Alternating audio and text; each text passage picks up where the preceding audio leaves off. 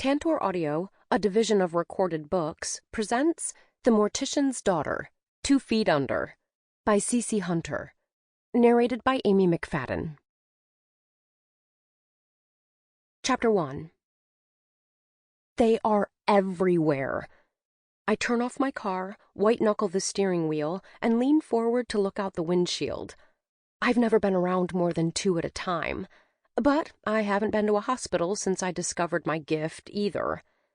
Most of them follow my dad, the local mortician, home from work. For a while, I thought that was the only way I could connect to them. Now I know better. Fear slithers up my spine. What if they all come at me at once? The heater in the floor of my old Mustang hasn't stopped pushing warmth out, yet I can already feel it. Their special kind of cold, a bone kind of cold. And their emotions, their regrets, their fears, their loneliness, it's all soaked up into my skin like dry earth soaks up water. It's probably their ploy to ensure I help them. Who needs other people's feelings and problems crowding your chest? Believe me, I have plenty of my own. Part of me wants to restart the car and drive away. Stay warm, stay safe, stay alive. But I can't leave. Hayden's in there. Or maybe I should call him Carter now. My grip on the steering wheel tightens. Emotion makes my breath shaky. I'm thankful he's alive, but at the same time, I'm ready to kill him. How could he do this to me? If he takes that leap into the light, I'll be responsible, and I won't be able to forgive myself. But how was I supposed to know that this time the ghost visiting me wasn't dead? He was just comatose. I pick up my phone and check my time. I don't have a lot of it. Jacob's picking me up in an hour to go to his lake house for a party. Truth? I don't want to go now, but it's too late to cancel. It'd be rude, and for me, being rude is like wearing shoes on the wrong feet. It doesn't feel or fit right. I reach for the door handle and give the spirits a glance and plan my route to avoid them as much as possible. Then I force myself to step out of the car. In spite of the winter wind tossing the long blonde strands of hair in my face, in spite of the deadly cold, I'm sweating. My gaze falls on one male spirit holding a motorcycle helmet, sitting on a bench in front of the ER where the ambulances unload the patients. Blood streams down his face. He's having a hard time holding his head up. It keeps freakishly falling to his shoulder. He appears lost and confused. So many of them are. They don't realize they're dead. I hate it when I have to be the one to spill the news. Another man, barrel-chested and in his mid-50s, paces back and forth at the hospital entrance. He's shirtless and has those heart-monitoring pads stuck to him, with the attached cords dangling off his chest. He's cursing at the top of his lungs. Dying sometimes brings out the worst in someone, but for this man, maybe it was too much anger that killed him. The dead aren't always innocent. I'm just now learning that. My thoughts go to Dad's newest client at the funeral home, the prisoner's spirit who's been hanging around. The one I'm hoping will just figure out things for himself and take a flying leap into the hereafter. I don't know anything about him, but his bottled-up rage tells me he wasn't doing time for jaywalking. Another spirit peers out a window from the 3rd floor. I swear they're all looking right at me. I should be used to this. For a year and a half now, I've been a ghost magnet, a go-to person when the dead need something fixed, or just someone to break the bad news. I handled it pretty well at first, finding a sweet elderly man's cat a home so he could pass on, informing a family of a life insurance policy so they could afford a funeral, small stuff. That's the way it started, but the last fix wasn't so small. It put me in the direct path of a serial rapist and murderer. Scary shit. It'd be better if I knew what the heck I was doing, but apparently dealing with the dead doesn't come with a rule book or guidelines. I'm improvising as I go, and the whole Hayden issue is proof that I may not be the right person for the job. Problem is, I don't know where to go to resign my position. It's not like I asked for it. One day I just woke up and dead people were hanging around.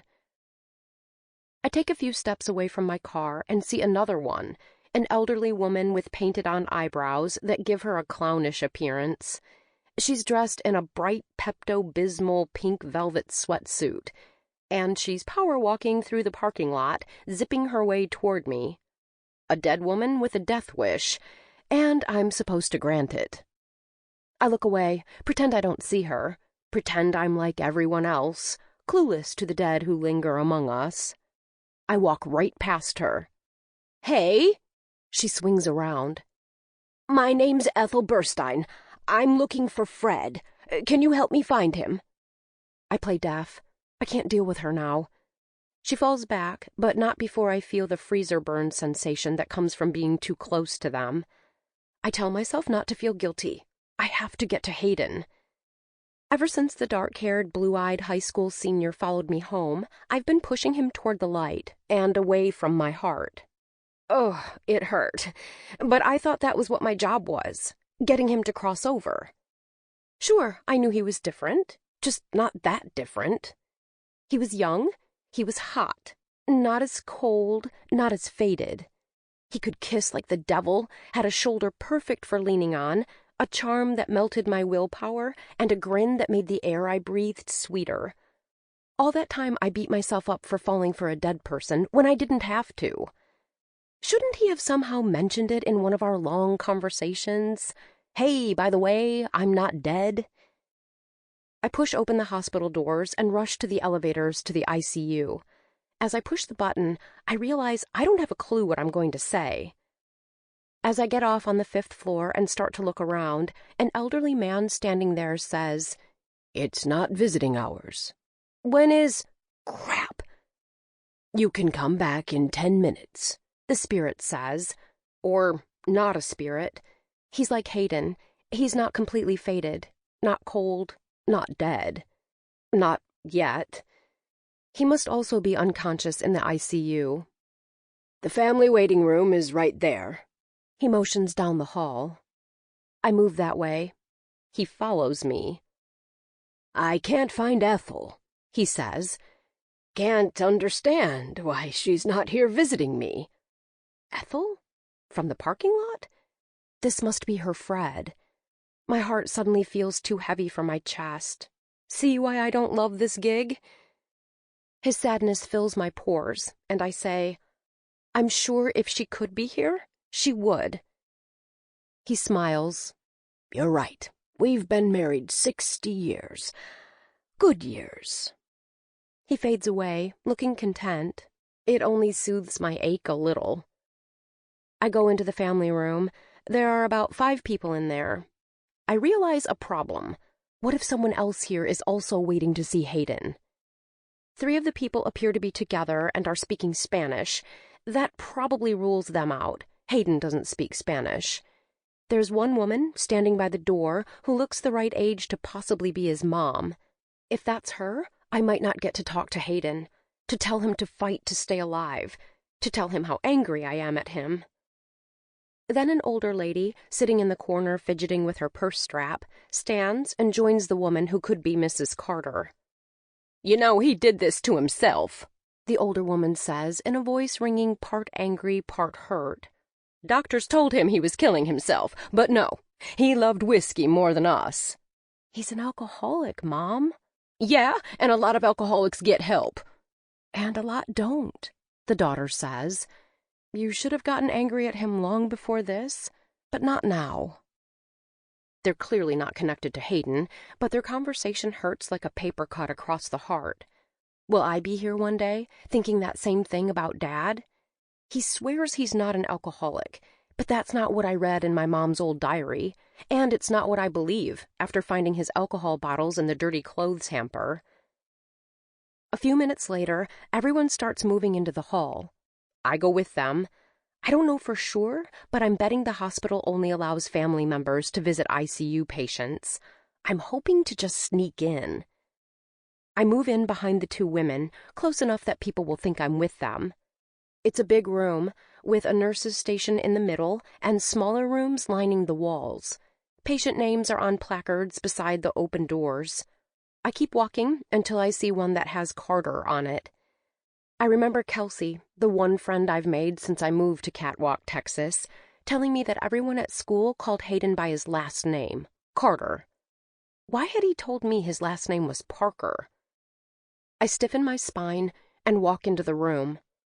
I come to a quick stop when I see him. The boy who lies in that bed looks deader than the ghost who fooled me into thinking he was. He's thinner, his dark hair is too long, and a machine making a swishing sound is pushing air into his lungs. I watch his chest rise and fall, and recall seeing his stepdad at the funeral home making funeral arrangements, thinking the end was inevitable.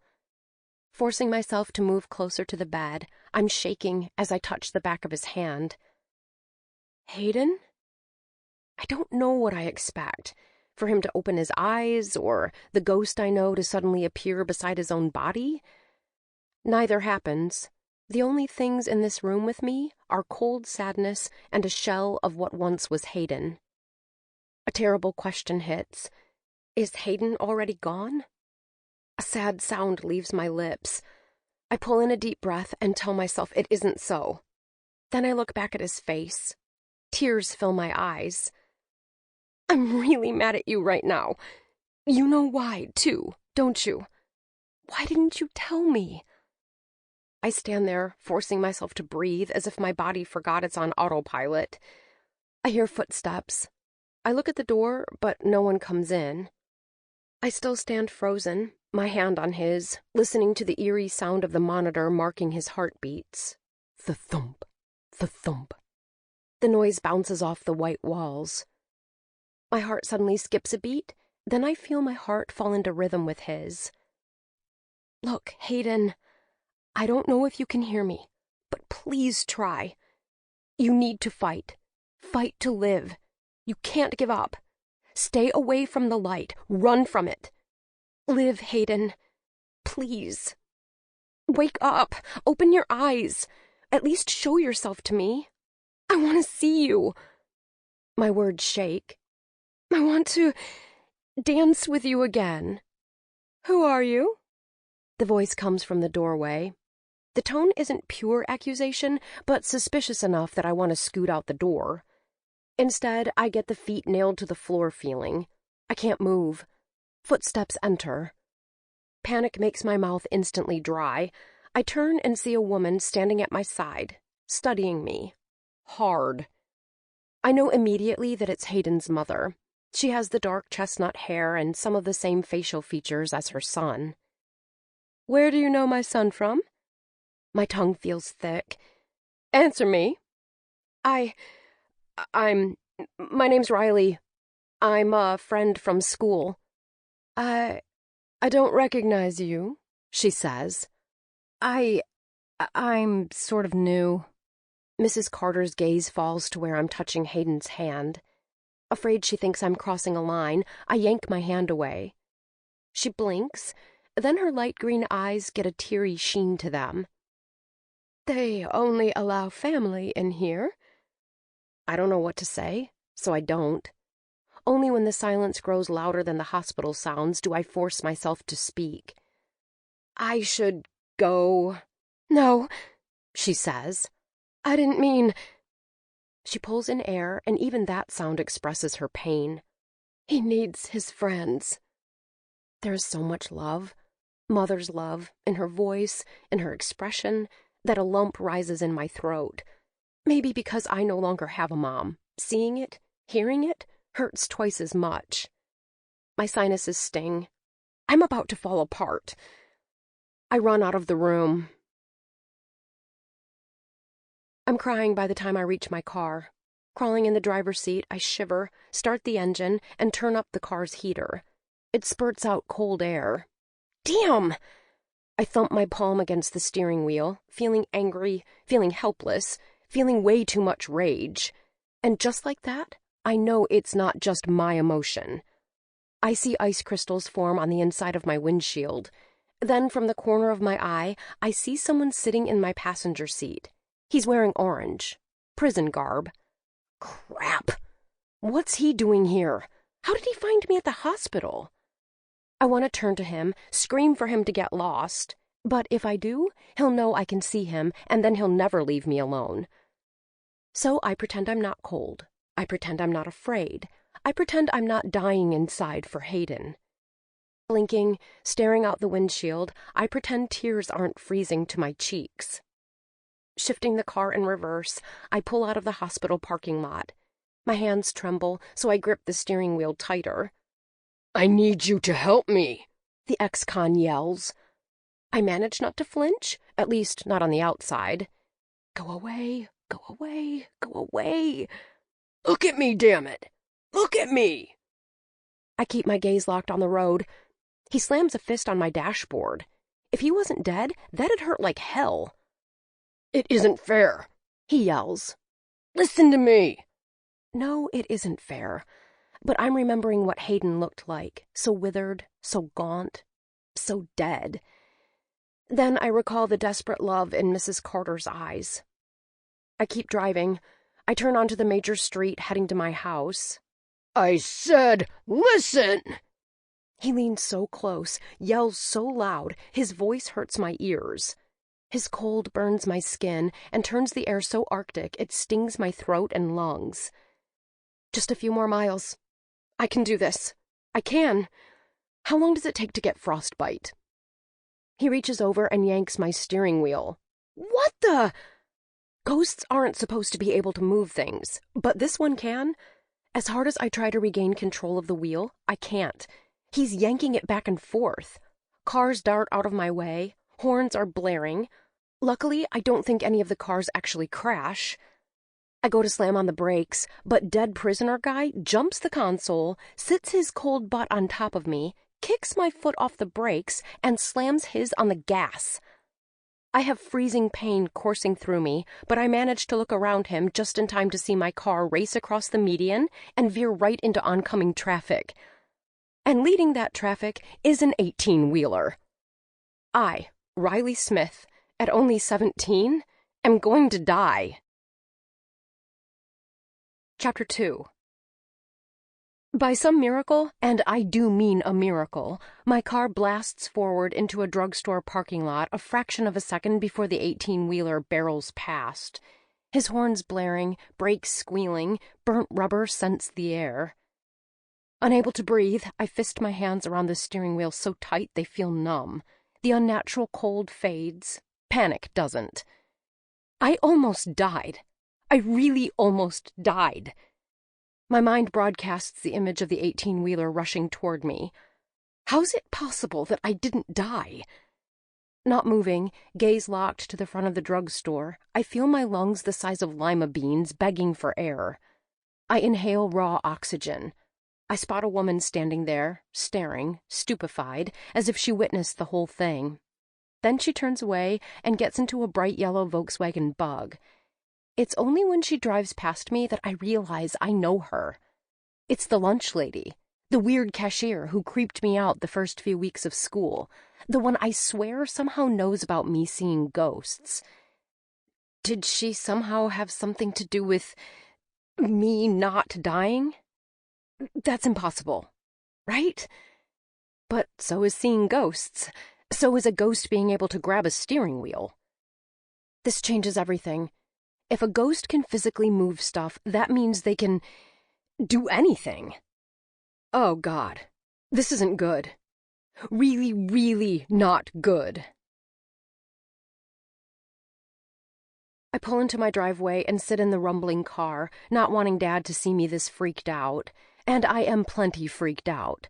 My palms are slick with fear. My lungs only accept sips of air. I try to breathe, slow, easy, all the while trying to make sense of what happened, attempting to get my ducks in a row so I can figure out how to deal with this. My ducks don't like rows. A ghost's ability to physically control my world takes the whole I see dead people thing to a new level. I'm not sure I can deal with this. I look at my phone. Jacob will be here in 30 minutes. I don't want to go. I really don't want to go. But I kissed him yesterday at school. I kissed him because I thought Hayden was gone.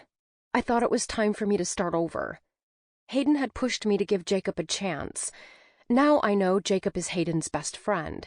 And now I also know Hayden's alive. Or I think he's alive. I pick up my phone to tell Jacob that I can't come, but he's already texted me. I swipe and read it. Can't wait to see you. We'll pick you up 15 minutes early. I hit the message box to type a reply, but I see the time. He's probably on his way. Ah, hell. I have to go to the party. I try convincing myself that it'll just take time to wrap my head around the whole new ghost problem. Time to figure out my new Jacob Hayden problem. I hit the garage opener and listen to the door groan and lift. The garage is empty. Well, not empty. We still have about 10 boxes to unload from the move. Some of them were packed up in Dallas over a year ago. Then there are all of Dad's tools that are pushed to the side. What's missing is Dad's car. When I left for the hospital, I stormed into the kitchen and told him I was making an emergency run for some girl things. Girl things is a synonym for tampons. But I don't say the word because I think he'd die. Let's just say Dad doesn't excel at dealing with the feminine issues of his daughter. But he'll never tell me no when I use the girl thing term. He's probably afraid I might ask him to buy them. I pull into the garage and get out of the Mustang. Where is Dad? Off drinking? I remember the conversation I overheard in the family waiting room. I envision my father in a hospital bed like Hayden. I can't lose him. Since Mom died before I lost my first tooth, he's all I've got. Right before I reach for the doorknob, my heart thumps to a new fear. A cold one. Could prisoner ghost be in the house right now? On hyper alert, I ease into the kitchen. There's no unnatural cold, but my eyes still go to the silverware drawer. If a ghost can yank a steering wheel, he can throw a knife. At me. Pumpkin, my orange tabby, greets me, doing figure eights around my ankles while offering up love me now meows. That's a good sign that we don't have visitors. The only spirit Pumpkin's ever taken to was Hayden. Duh! Now I get it. It's because he wasn't a spirit. Not a dead one, at least. I pick up my cat, rub my cheek against his, and soak up the vibration of his purrs. Still holding him, I check the counters, thinking I might find a note from Dad. No note. Does he remember my dates tonight? He'd been adamant about meeting Jacob. In fact, at first he told me I couldn't go because he didn't know him well enough, which led me to blowing a gasket and telling him I was going. I'm not known to give Dad lip, but he was so wrong, and he proved it by relenting. Where did Dad run off to, Pumpkin? My question floats in the emptiness surrounding me as I envision Dad drunk at some bar. The bare, white-walled house has no answers. I remember the boxes in the garage. I'm pretty sure we have some artwork there that was packed up in Dallas. One day, I'm going to get around to opening those boxes and hanging some of those paintings, just so the house doesn't feel so bleak or soulless. Maybe it might even start feeling like home.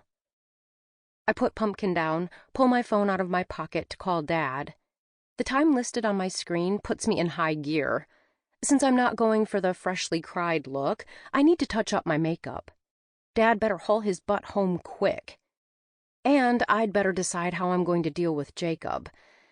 I get butterfly quivers in my stomach, and not the good kind. Swiping Dad's number, I take the stairs 2 at a time while holding the phone to my ear. It rings once, twice, 3 times, then goes to voicemail. I wait for the beep. Where are you? I thought you wanted to meet Jacob when he picks me up. He's going to be here in 10 minutes. Please don't be late. I hang up. Should I worry? Probably. When I look in the mirror, my reflection, with smeared mascara, stares back. I grab a wipe and am removing the smudges when my phone dings with a text. I pick it up. Dad. Sorry, had a work emergency. Me. So you aren't coming home? I stared drop-jawed at the phone. I should be thrilled he won't be here to interrogate Jacob, and I am, but I'm also ticked after he gave me hell about going to the party. Dad. Just send me his mom's phone number. I gasp. Me. You are not calling his parents. Dad. Only in case of emergency. Me. What constitutes an emergency? Dad. If you're late. Me. I won't be late. Dad. Just give it to me. A low growl leaves my lips at the thought of asking Jacob for his mom's number. I'll be 18 in a few months. Me, why can't you come here and meet him like you said you would?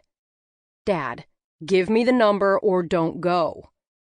I slam my phone on the counter and hurry to redo my mascara. When finished, I stare at the phone again. Are you even at work? I mutter. Or are you out drinking? The thought twists my stomach. I think about asking Jacob to drive by the funeral home and see if Dad's car's there. But then what? If it's not there, I won't want to go with Jacob. And even if he is there, I'd feel obligated to explain to Jacob about my reasons for checking on my dad. And the whole my dad may or may not be an alcoholic thing isn't first date material. It strikes me then that I shared it with Hayden. Hayden, who I never really dated. Hayden, who stole my heart even though I thought he was dead. Hayden, who I pray isn't going to die. Closing my eyes, I whisper into the empty room, "Please come see me." A vision of him in that hospital bed threatens to re-smear my mascara. And just like that, I'm back to really not wanting to go anywhere with Jacob. But my doorbell rings, and I know it's him. I grab my bag, stuff my phone and my dad angst in my pocket, and take off down the stairs. Ready or not, here I come. "You look like an angel," Jacob's little sister says. I force a smile. Thanks. I remember Kelsey saying the sweater, the same color as my hair, kind of gave me an otherworldly look. I'm not really comfortable with that look. "Mom!" the 5-year-old girl yells and runs out of the living room. "Jacob's girlfriend is an angel!" Oh boy. I'm not sure if it's the angel or the girlfriend part that has my palms itching. "It's a pleasure to meet you, Riley," Mrs. Adams says, walking into the room. She's tall and willowy with light brown hair. His father's hair is darker, like Jacob's. "There are sodas and snacks on the table. Please help yourself," his mom adds. Thanks. I follow Jacob into the dining room, but what I want him to do is lead me right out of the house and drive me back home. I'm worried about Dad. What if he had a wreck driving home? I'm worried about Hayden. What if he comes by the house and I'm not there? I'm worried about dating Jacob. What if he learns the guy I really like is his best friend? His comatose best friend. The big farm table at the center of the dining room has all sorts of chips and dips on it. "What do you want to drink?" Jacob asks. He'd been shocked when Dad hadn't been at the house. I acted like it wasn't a big deal, but the way he looked at me said he knew I was lying. Probably because I warned him Dad might come off a little overbearing. "Just water," I say. The ride here felt awkward. I tried to keep up my end of the conversation, but I know I fell short. Oddly enough, Jacob was a little quiet too. I texted Dad Jacob's number and the address of the lake house. If he calls Jacob, I'm going to be so pissed. Jacob reaches into a cooler and pulls out a bottle of water. "Do you know Tommy? He's in auto tech with us?" "Yeah," I say. "Well, he's coming. And Dad's friend James has a daughter, Brandy, who's a year younger than us, who's also coming. She's really nice." He hands me the water. It's cold and wet against my palm. "Oh, and Dex is coming. He's bringing a girl. He called me when I was driving to your house and asked if he could bring her. He wouldn't tell me who it was. He said I'd be surprised." I remember Jamie, Jacob's old girlfriend, was hitting on Dex. "It's not Jamie, is it?" Considering Jamie blames me for breaking up her and Jacob, which isn't true, it would make this night even harder. Jacob makes a face. Hell no, he doesn't like her. "Do you know who I think it is?" "Who?" I try to work up enthusiasm. "Kelsey," he says. Wow, he likes Kelsey? Since I know Kelsey has a thing for Dex, this is good news. I don't know for sure, but whenever he's at my house, I catch him looking over at her place all the time. As much as I wish it were true, I know it's not Kelsey Dex is bringing. She'd have called me. We've become the no-secrets kind of friends. Well, not all secrets. I can't tell her about the ghosts, though I think she's a little suspicious. We met through her dead grandmother, after all. "Jacob!" Jacob's father calls from the kitchen. Can you start a fire in the pit? Everyone should be arriving soon. Sample complete. Ready to continue?